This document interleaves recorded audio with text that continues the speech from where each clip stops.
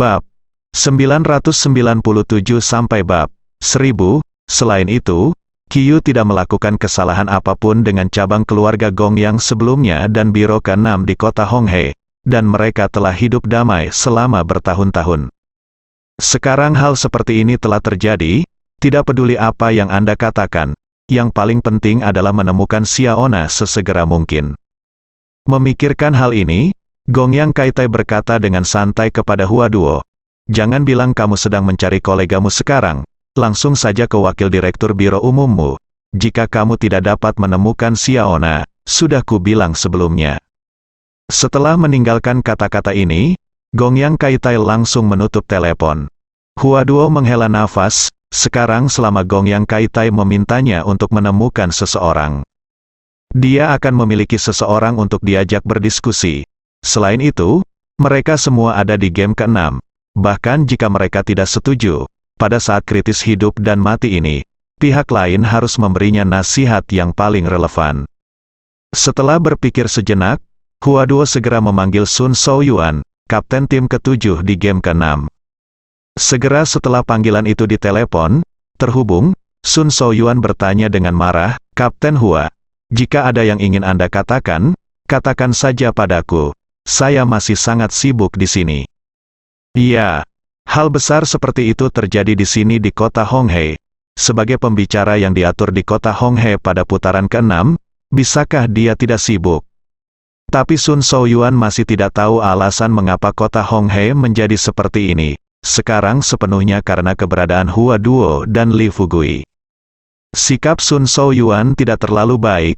Hua Duo juga tidak marah. Dia hanya berkata dengan sedikit malu, "Kapten Sun, jangan marah dulu. Saya ada sesuatu yang ingin aku temui dan diskusikan denganmu, Sun." Shouyuan mendengar sesuatu dari nada bicara Hua Duo, dan dia bertanya dengan rasa ingin tahu, "Kapten Hua, apakah Anda dan saya ingin mengatakan sesuatu saat ini?"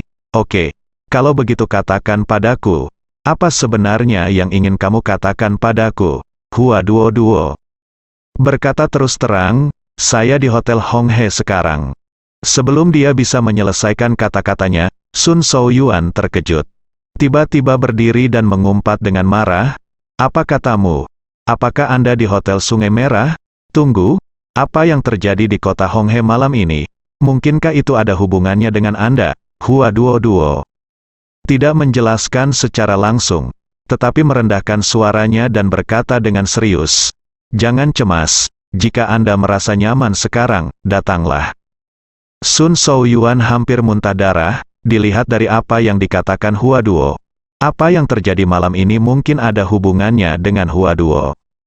Setelah menghirup udara dingin, Sun Shouyuan berkata dengan lantang, "Oke, bahkan hari ini bahkan jika pisaunya diperlukan, saya akan datang langsung." Setelah menutup telepon, Hua Duo merasa lebih berat dari sebelumnya. Begitu dia duduk di sofa, Xiao Rongrong segera mendatangi Hua Duo dengan segelas air, lalu berkata terus terang, "Kapten Hua Duo, kamu bilang kita bisa bersembunyi. Kamu selamat dari krisis ini, Hua Duo?" Tidak menjawab, hanya mengambil gelas air dan menyesapnya. Berbicara tentang Li Fugui, dia membawa domba jantan Lina dan berlari sepanjang jalan. Dia tidak tahu berapa lama, dan dia tidak berhenti, sampai dia tiba di hutan lebat. Dia mengambil domba jantan Lina. Setelah meletakkannya di tanah, tanpa menunggu pihak lain berbicara, Li Fugui menyegel beberapa titik akupuntur di tubuh Gongyang Lina.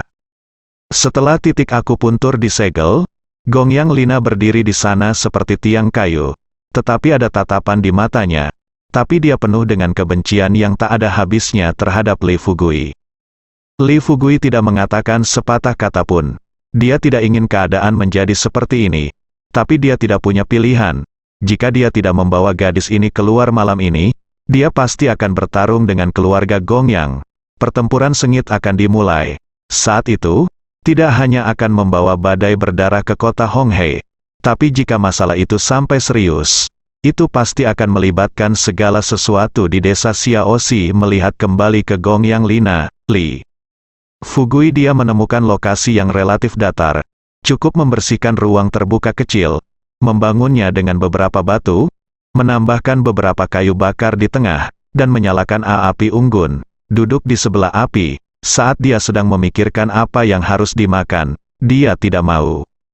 Ular hitam dan ular hijau kecil itu sebenarnya datang dengan seekor kelinci dan burung pegar di mulutnya. Ular hijau kecil itu meletakkan burung pegar di depan Li Fugui, berbalik, dan memandangi domba jantan Lina dengan menyedihkan. Tetapi Li Fugui hanya melihatnya sekilas, dan melihat melalui pikiran ular hijau kecil itu.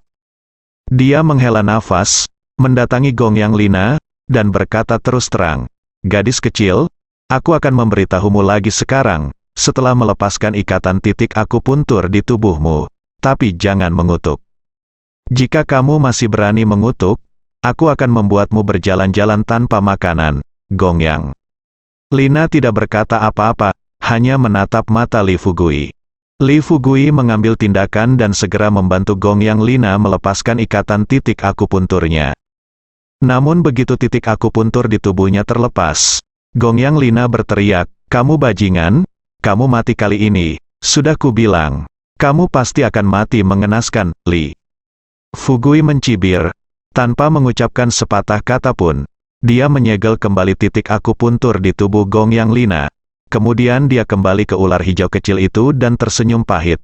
"Kamu juga melihatnya, bukannya aku tidak ingin dia melihatnya. Kembali normal. Kuncinya saya tidak tahan kalau dia mengumpat setiap buka mulut."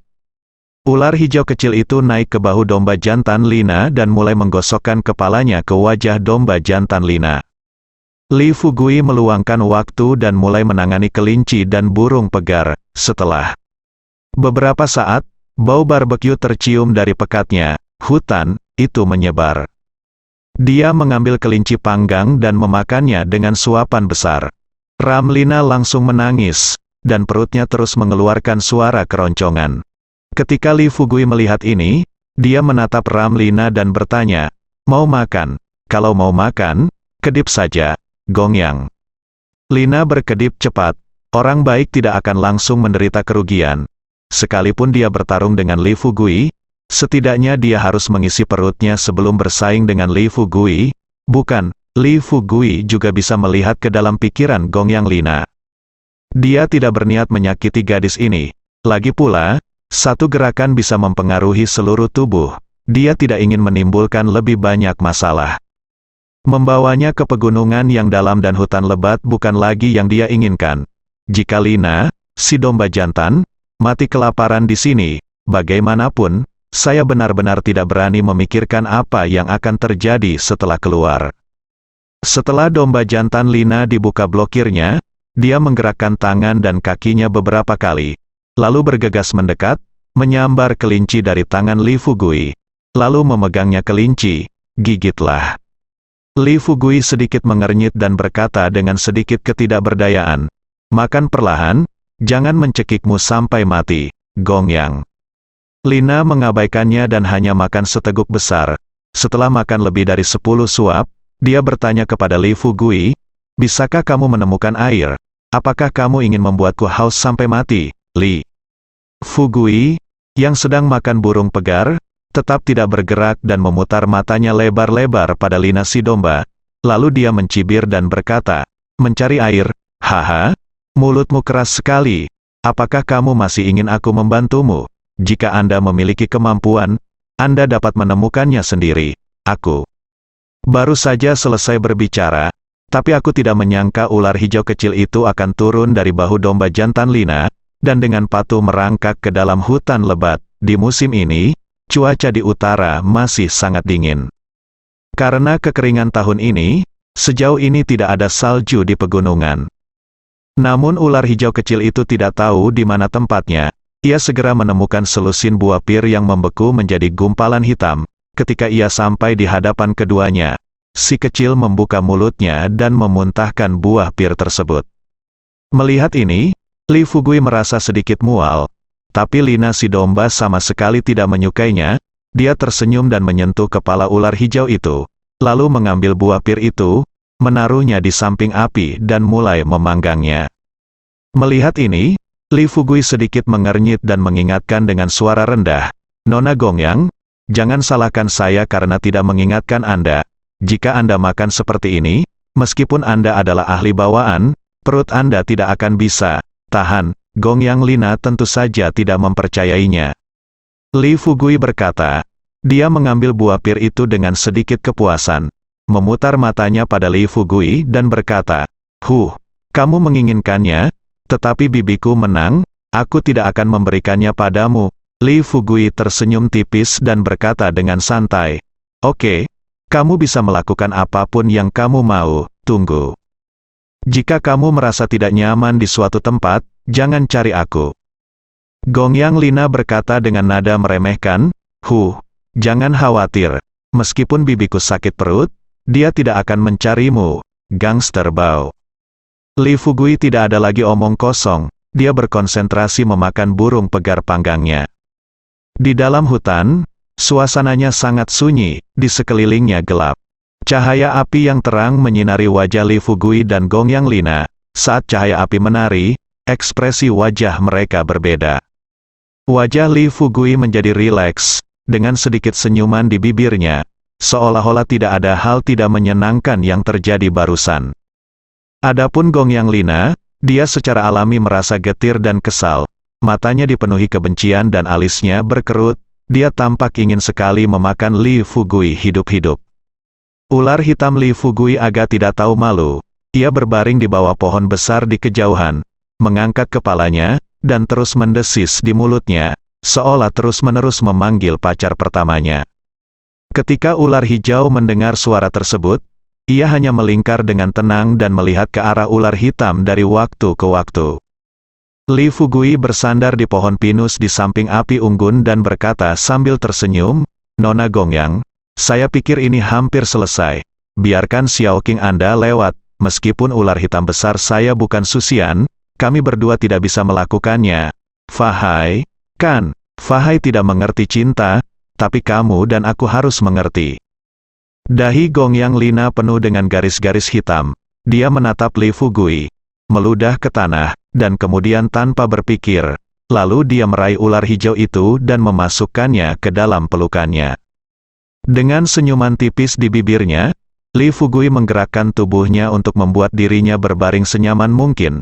Kemudian dia melanjutkan ke domba jantan Lina, kamu bilang kamu masih muda dan memiliki mulut yang buruk.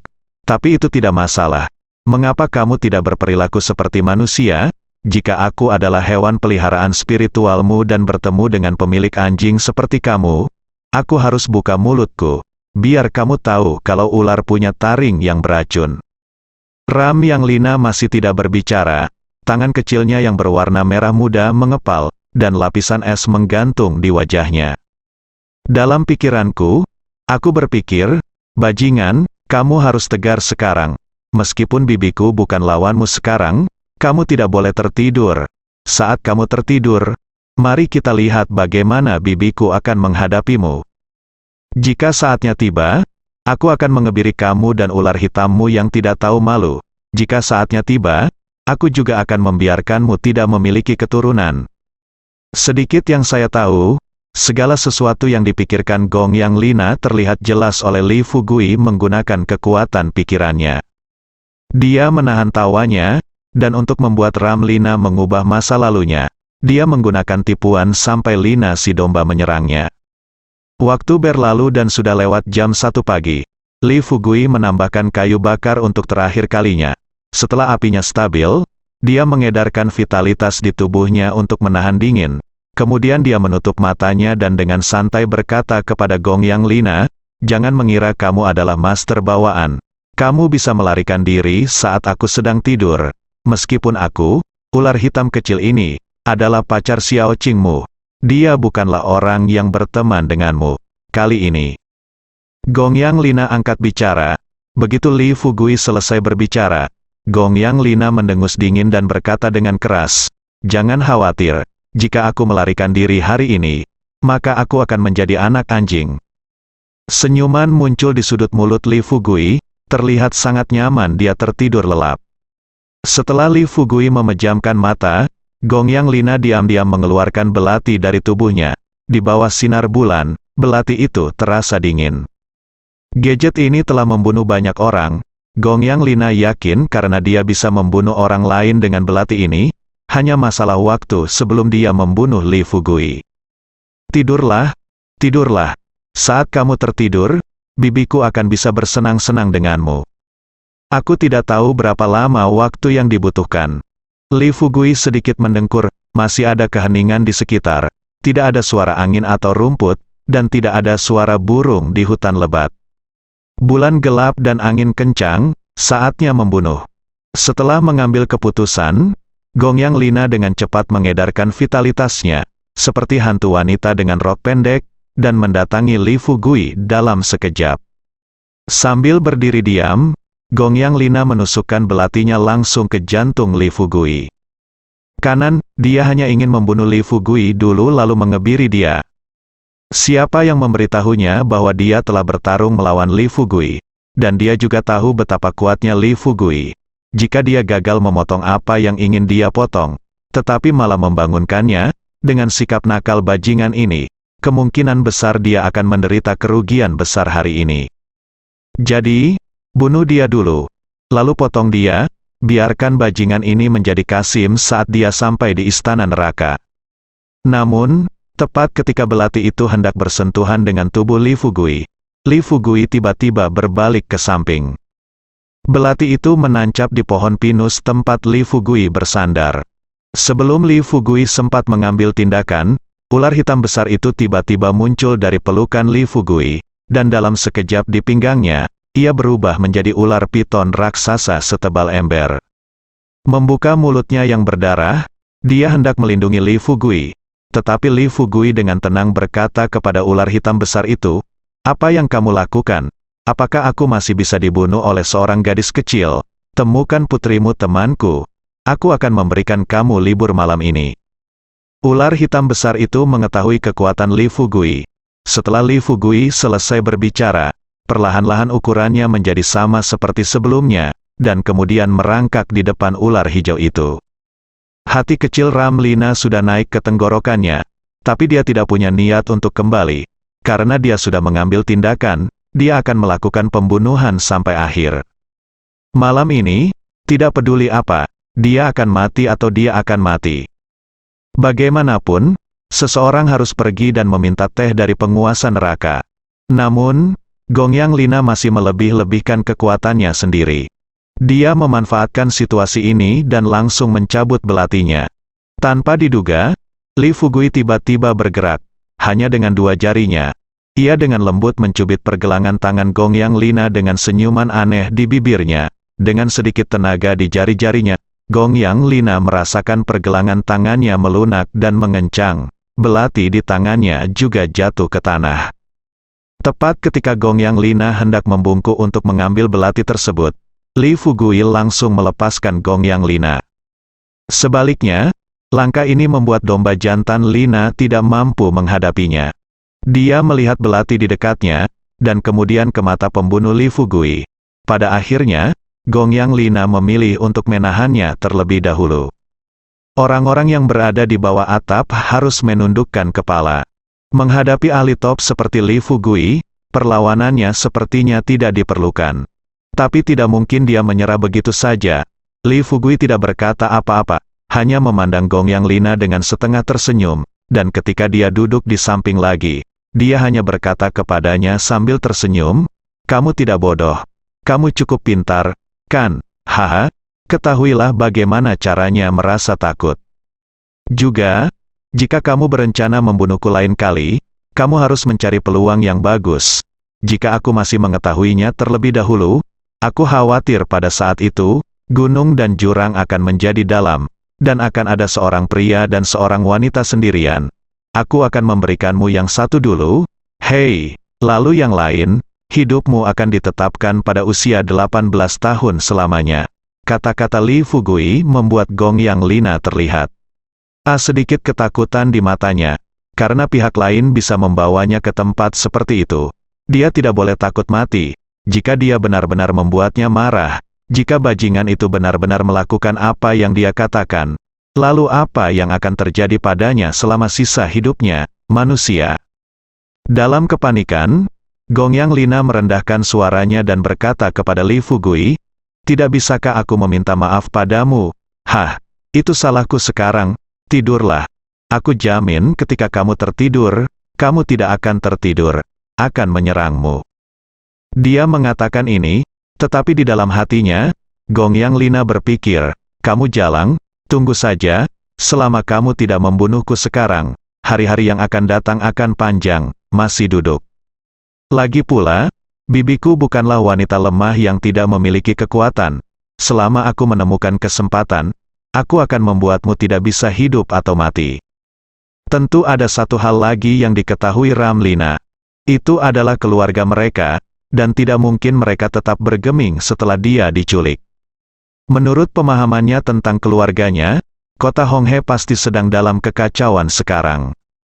Segalanya persis seperti dugaan Lina si domba. Kurang dari setengah jam setelah dia menghilang, departemen terkait di seluruh kota Honghe langsung mengaktifkan kesiapan tempur tingkat pertama karena tekanan dari keluarga Gongyang. Semua kendaraan dilarang keras mengemudi di jalan raya, kecuali departemen pasokan air dan pasokan listrik yang menjamin kehidupan normal penduduk. Semua departemen lainnya ditutup. Semua petugas polisi kota Honghe sedang bertugas. Karyawan dari semua perusahaan grup di bawah keluarga Gongyang dan para pelayan di istana Honghe turun ke jalan dan melancarkan pencarian menyeluruh. Kota Honghe berada dalam kekacauan total. Tidak ada yang tahu siapa yang berani menculik Nona Gongyang di kota Honghe. Hua Duoduo dan Xiao Rongrong berdiri di depan jendela dengan cemas, melihat keluar melalui jendela. Orang-orang datang dan pergi di jalan, dan wajah semua orang terlihat gelisah. Waktu berlalu setiap detik, jam 3 pagi. Sun Shaoyuan bergegas ke Hotel Honghe. Begitu dia memasuki pintu, dia dikelilingi oleh lebih dari selusin master tingkat bawaan dari keluarga Gongyang. Melihat situasi ini, Sun Shaoyuan hanya bisa menjelaskan dengan tulus. Teman-teman, saya diundang oleh rekan-rekan saya untuk datang ke sini khusus untuk bertemu dengan Kapten Bunga. Karena Gongyang Sanhe telah mengatur masalah ini sebelumnya, maka orang-orang di sekitar Sun Shaoyuan setelah mendengar penjelasannya, dua ahli ini berdiri dan memimpin Sun Shaoyuan ke atas. Ada ketukan di pintu. Hua Duoduo memandang Xiao Rongrong. Xiao Rongrong segera mengerti dan segera pergi untuk membuka pintu. Sun Shaoyuan melirik wanita berpenampilan aneh di depannya, dahinya ditutupi garis hitam, dan bertanya dengan dingin, "Siapa kamu?" Xiao Rongrong hendak memperkenalkan dirinya. Hua Duoduo berdiri di belakang Xiao Rongrong, berkata kepada Sun Shaoyuan, "Kapten Sun, apakah Anda di sini? Silakan masuk dengan cepat." Hua Duoduo mengetahui identitas Sun Shaoyuan, di antara banyak direktur di Biro ke-6. Meskipun Sun Shaoyuan bukan yang paling berkuasa, setidaknya dia bisa menduduki peringkat 3 besar. Tentu, Sun Shaoyuan juga memiliki identitas lain, yaitu sepupu dari Wakil Direktur Sun. Di Biro ke-6, Wakil Direktur Sun dikenal sebagai ular berbisa di biro. Sifatnya yang licik dan kejam membuat anggota Biro ke-6 terkagum-kagum. Sun Shaoyuan ini bisa disebut Wakil Direktur kedua Sun. Meskipun dia tidak bisa menimbulkan masalah di kota Honghe, sebelum datang ke kota Honghe, Sun Shaoyuan hanya berpartisipasi dalam tugas di game ke-6. Tidak seperti kapten lainnya, dia mungkin masih hidup.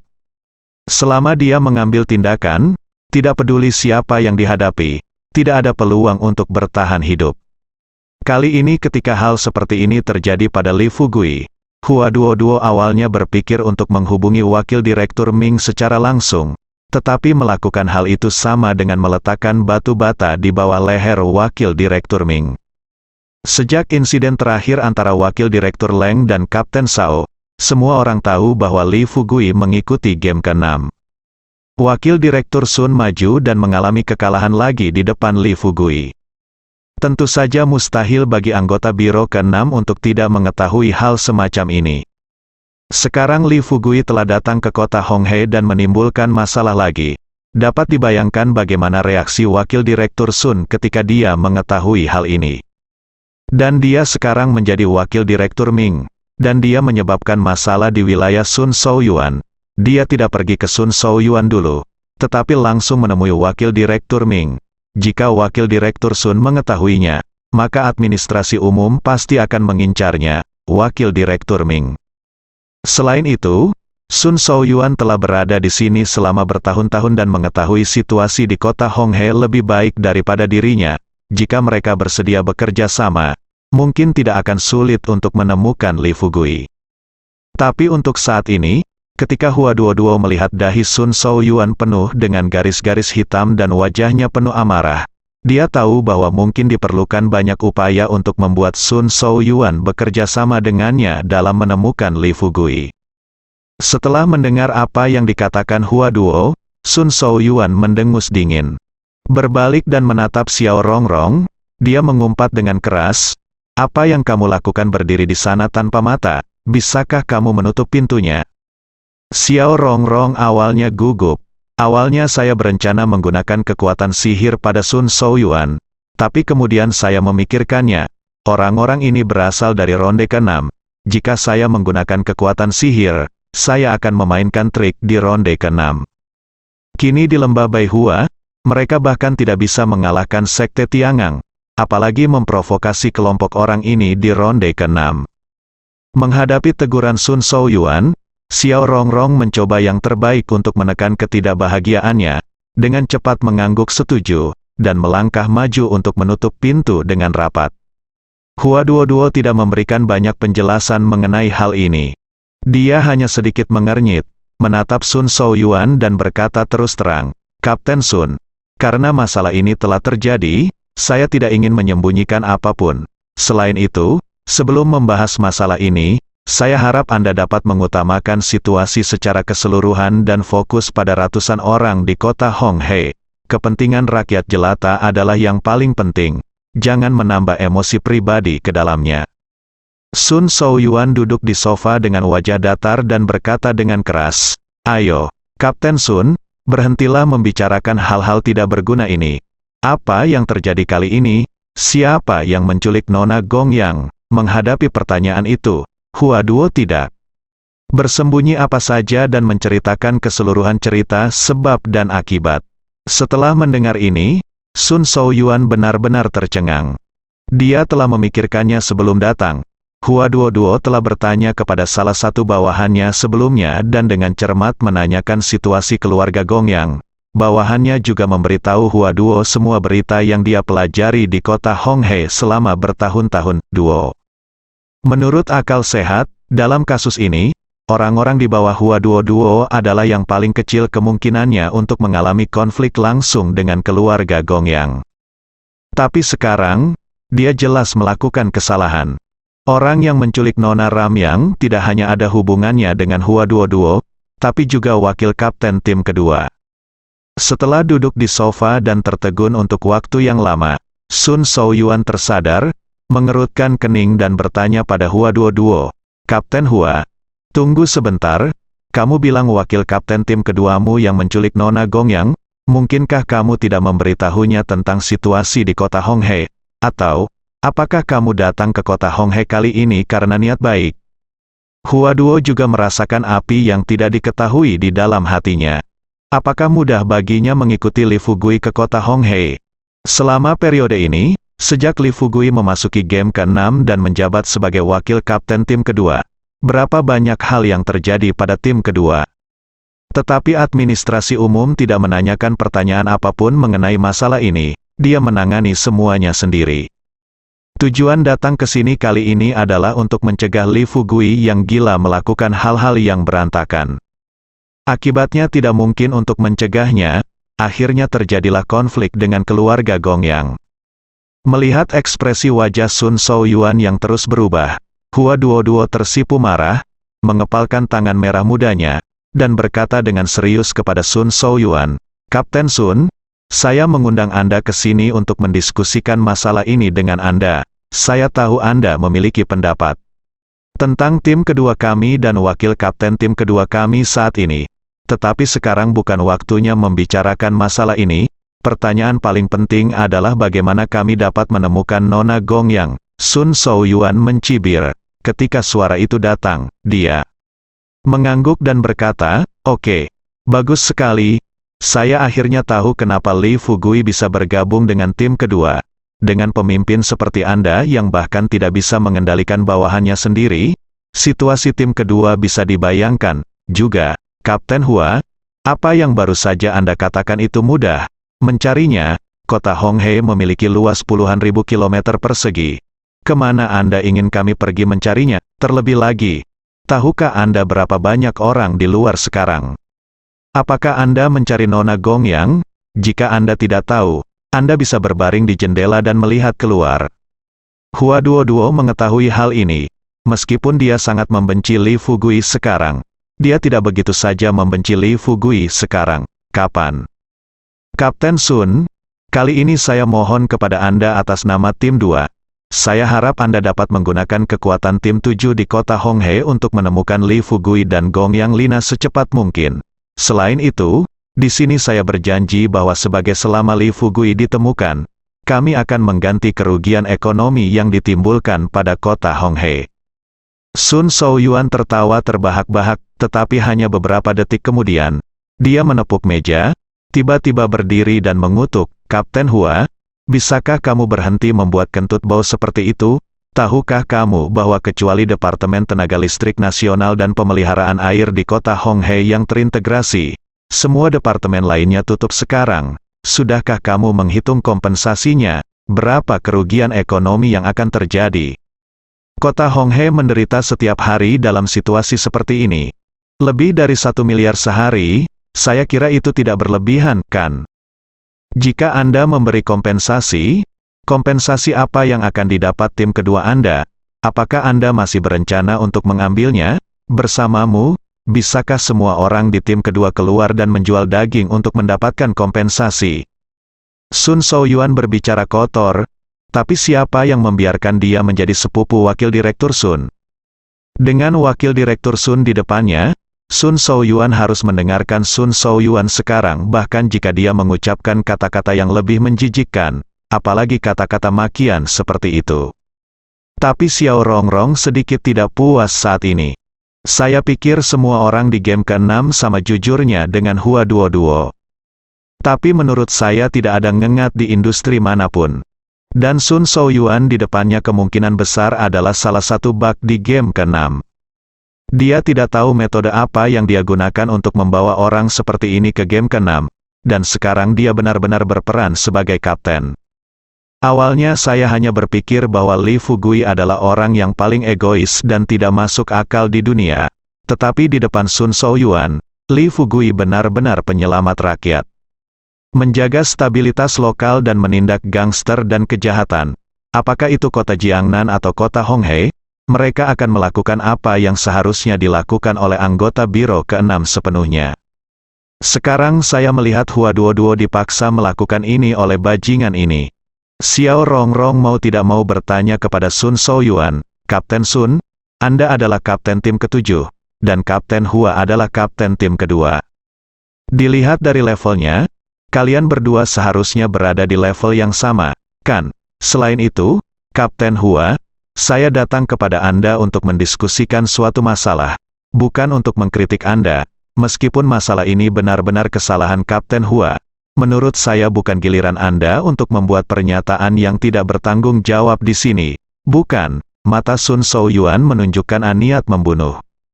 Dia mengarahkan pandangannya pada Xiao Rongrong, memandangnya dengan hati-hati, lalu melambaikan tangannya dan berkata, ayo, datang padaku dan bicara. Xiao Rongrong tidak takut, tepat ketika dia hendak melangkah maju. Hua Duo dengan cepat membujuk, Tuan Xiao, tolong berhenti mengucapkan beberapa patah kata dan masuklah dulu. Ketika Xiao Rongrong ragu-ragu, dia tidak pernah menyangka bahwa Sun Shaoyuan akan ada di sana. Dia melangkah maju dan memukul langsung dada Xiao Rongrong dengan telapak tangan yang keras. Setelah Xiao Rongrong terbang keluar dan menabrak tembok dengan keras, Hua Duo dengan cepat berteriak, Kapten Sun, apakah kamu menjadi gila? Mengapa kamu memukulnya? Setelah mengatakan itu, Hua Duo buru-buru melangkah maju dan memuntahkan darah. Xiao Rongrong membantunya berdiri. Dari tanah, tunggu sampai Xiao Rongrong bangun. Sun Shaoyuan telah kembali ke tempat duduknya dan duduk lagi. Dia tampak tidak setuju dan berkata sambil tersenyum, "Haha, saya akan membantu Anda mengajari anggota tim kedua Anda yang tidak patuh. Apakah itu salah Anda, Kapten? Bisa tidak mengendalikan dirimu sendiri? Bawahan, aku, Kapten, hanya bisa mengambil tindakan." Hua Duo berkata dengan tergesa-gesa, "Dia sama sekali bukan dari tim kedua kita." Sun Shaoyuan berbalik dan menatap Xiao Rongrong. "Tidak, haha. Tapi dia jelas seorang pejuang kuno." Hua Duo sangat marah. Dia membantu Xiao Rongrong duduk di sofa di sebelahnya dan bertanya dengan prihatin, "Rongrong, apa kabar? Bisakah kamu bertahan?" Pada saat ini, Sun Shaoyuan tersenyum santai. "Jangan khawatir. Telapak tangan Hunyuanku hanya menggunakan 30% kekuatanku, yang paling melemahkan kekuatannya hingga 80%. Itu bahkan tidak akan membunuhnya." Bersambung.